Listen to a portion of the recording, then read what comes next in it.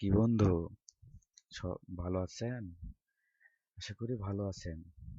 আমি আজকে আপনাদের সামনে যে বিষয়টি উপস্থাপন করতে যাচ্ছি সেটা হলো, আপনি ভুল করে একটা ব্লগ সাইট খুলে ফেলছেন।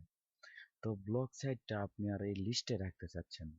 যেমন হচ্ছে, এখানে অনেকগুলো ব্লগ সাইট হয়ে গেছে, আমাকে বিরক্ত লাগতেছে। যেটা আমার প্রয়োজন সেটা আমি রাখবো, যেটা আমার প্রয়োজন নাই সেটা ডিলিট করে দিব, অথবা পার্মানেন্টলি ডিলিট করে দিব।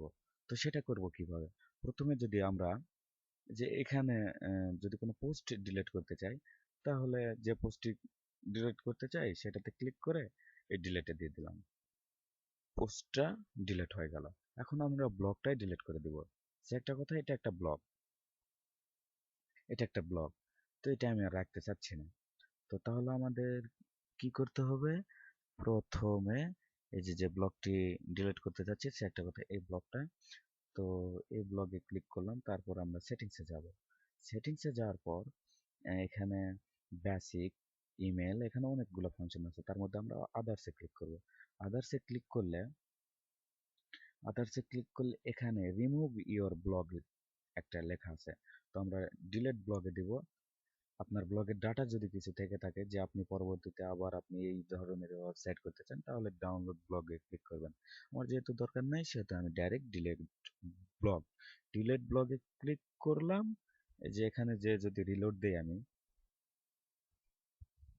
রিলোড রিলোড, এই যে blog not found, blog has been removed. তো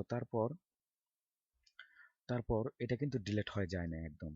এটা পার্মানেন্টলি ডিলিট হয় না। পার্মানেন্টলি ডিলিট করতে চাইলে এখানে নিচে আর একটা, আচ্ছা, আমি হয়তো আগে ক্লিক করে ফেলছি, আপনারা হয়তো খেয়াল করেন নাই।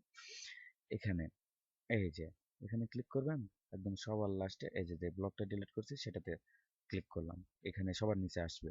তারপরে এই যে পার্মানেন্টলি ডিলিট করে দিলে ডিলিট হয়ে যাবে, আর আনডিলিট করে দিলে আবার সাবেক অবস্থায় চলে যাবে। তো আমরা পার্মানেন্টলি ডিলিট করে দিতে চাইলে পার্মানেন্টলি ডিলিট হয়ে যাবে।